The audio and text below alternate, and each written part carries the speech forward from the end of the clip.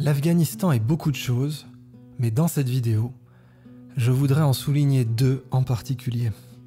D'une part, c'est ce que l'on appelle le pivot géographique de l'histoire. C'est très beau comme expression.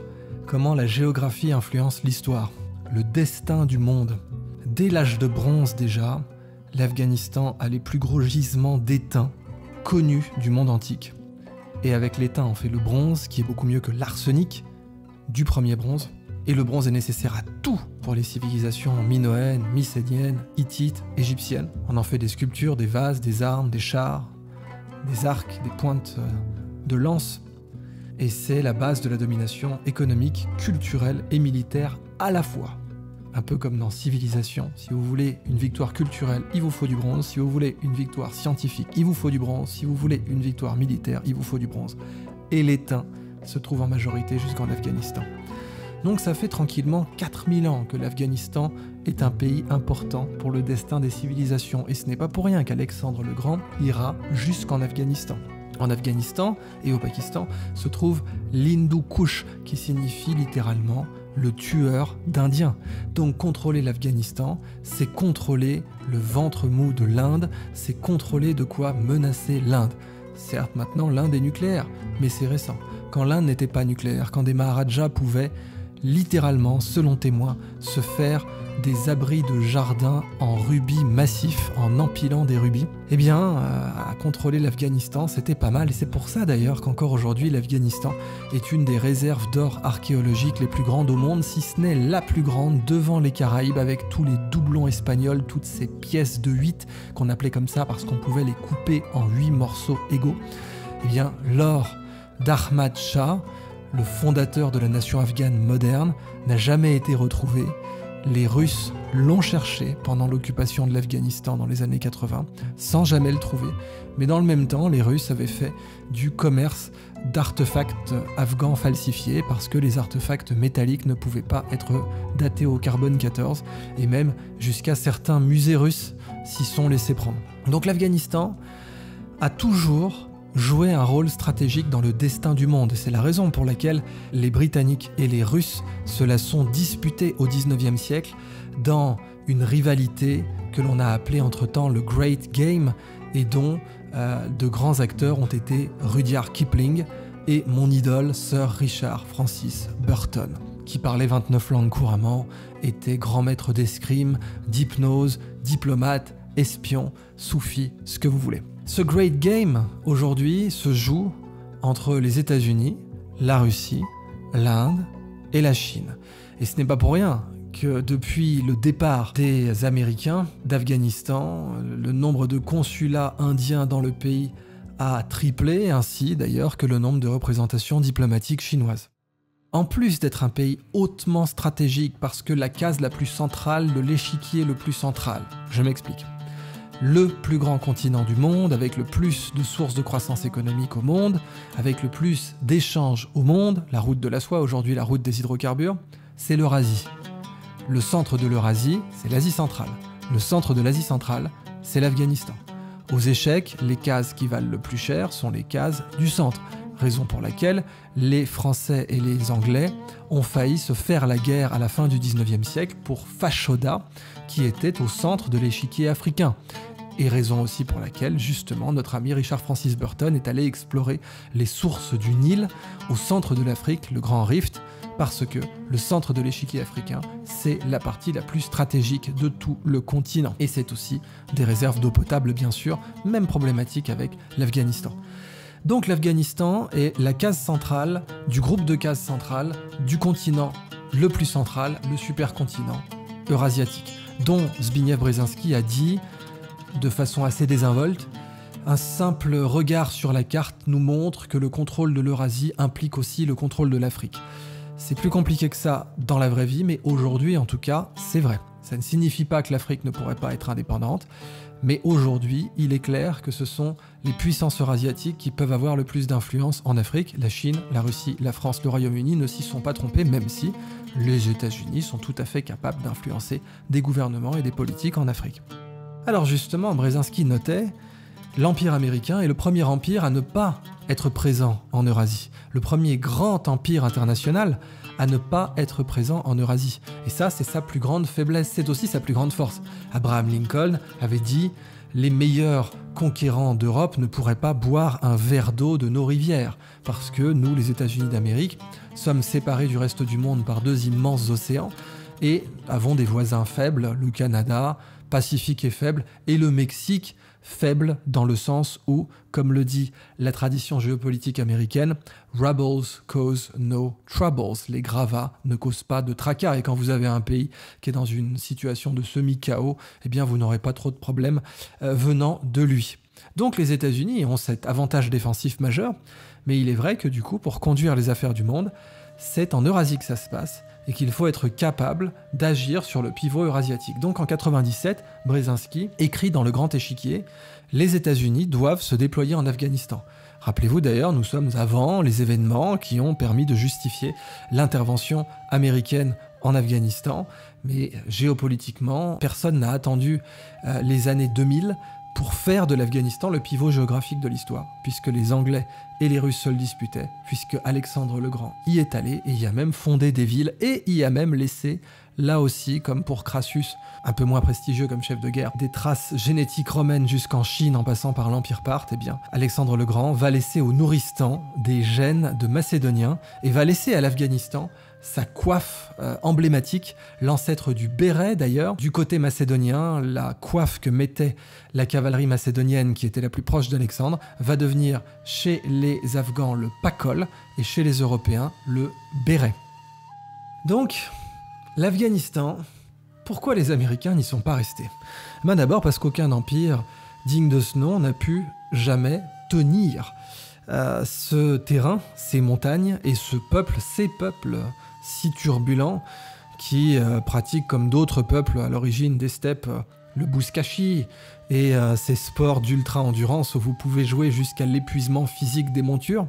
Eh bien, c'est vrai que les Mongols avaient un apophthegme que les dieux me protègent de la foudre et de la colère des Afghans. Alors, c'était illusoire évidemment de vouloir tenir ce fameux cimetière des empires, et les Américains ne l'ont pas tenu, sans surprise, en sont partis en courant, comme l'avait dit De Gaulle d'ailleurs quand Kennedy lui avait demandé si les États-Unis devaient aller au Vietnam.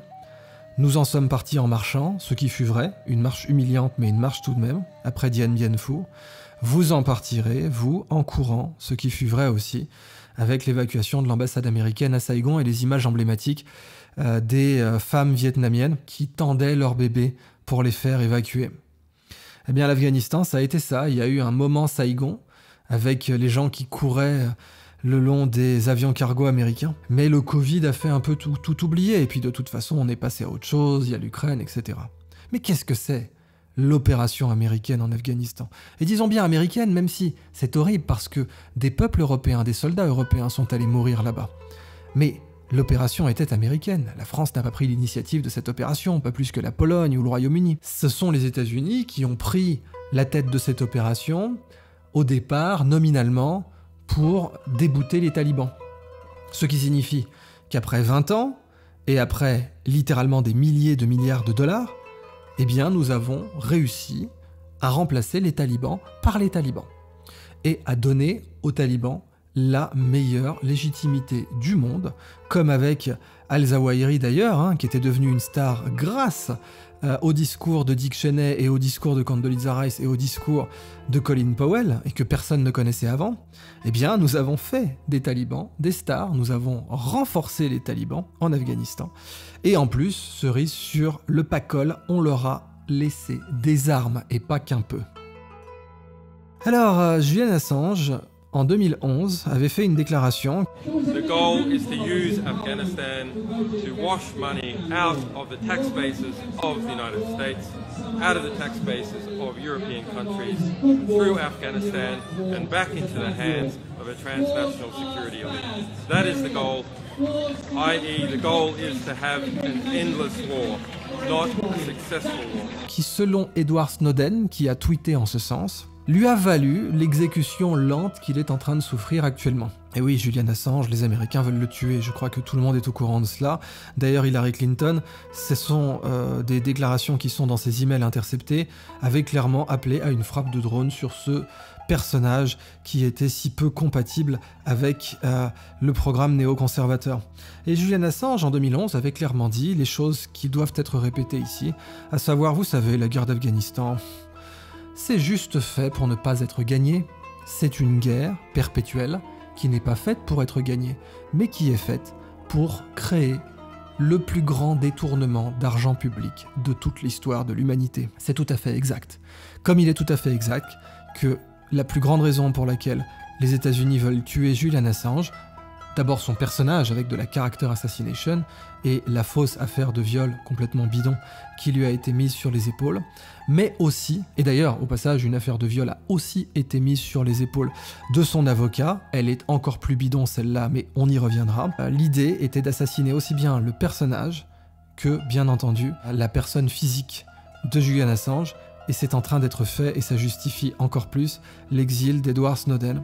Alors, c'est quoi un détournement d'argent public? Pourquoi l'Afghanistan est le plus gros détournement d'argent public de l'histoire, devant le scandale du Libor, pour lequel d'ailleurs il n'y a eu ni inculpation ni condamnation, devant la manipulation des cours de l'argent ou d'autres matières premières par JP Morgan, devant toutes les autres manipulations, le trafic de drogue, l'affaire Iran-Contras? Parce que là, on parle pas des mêmes sommes en fait. Qu'est-ce qui s'est passé? Aujourd'hui, les gens voient le cash. Par exemple, Floyd Mayweather aime bien dire que il est le champion des braquages de banque contrôlés ou des braquages de banque légaux. Il aime bien étaler le pognon qu'il a gagné en évitant tous les contenders dangereux quand ils étaient au sommet durant sa carrière et en ne boxant jamais évidemment que dans le Nevada, alors que tous les grands de la boxe ont boxé partout dans le monde, à commencer par Mohamed Ali. Mais là aussi, je m'écarte. Quand Floyd Mayweather vous met une grosse quantité de cash devant lui, vous dites « Waouh, c'est du cash, c'est beaucoup ! Il a dû gagner presque 1 milliard dans sa carrière. » Ah oui? Eh bien l'Afghanistan, c'est pas 10 fois Floyd Mayweather, c'est pas 100 fois Floyd Mayweather, c'est pas 1000 fois Floyd Mayweather, c'est au moins 2500 fois Floyd Mayweather en termes d'argent qui a été escroqué aux contribuables américains. Et je ne parle même pas des vies humaines qu'on a envoyées là-bas, se sacrifier, celles d'Européens, celles d'Américains, et évidemment celles d'Afghans qui y croyaient et qui ont été lâchés à l'ennemi parce que les États-Unis s'occupent toujours de leurs alliés bien comme il faut. Je n'ose imaginer ce qu'il se passera d'ailleurs en Ukraine quand les Américains feront la même chose, mais tous les étudiants de l'histoire devraient tout de même se rappeler de ce qu'il se passe quand les États-Unis décident qu'un de leurs alliés n'est plus tout à fait arrangeant et devient au contraire encombrant. Au moins 2500 milliards détournés dans cette guerre d'Afghanistan légalement. Personne ne va vérifier vos bordereaux, personne ne va vérifier la légitimité de vos dépenses. Et d'ailleurs, beaucoup de barons voleurs au 19e siècle disaient qu'on peut vendre n'importe qui et n'importe quoi à l'État américain du moment qu'on a suffisamment d'aplomb. Et que des fusils complètement pétés ont bien pu être vendus en grande quantité pendant la guerre de sécession à l'oncle Sam pour 20 fois le prix, en ayant fait une toute petite modification que l'oncle Sam lui-même aurait pu faire d'ailleurs avec ses propres troupes. Donc, les profiteurs de guerre, ce n'est pas quelque chose de nouveau. Le complexe militaro-industriel américain, ça c'est quelque chose de nouveau.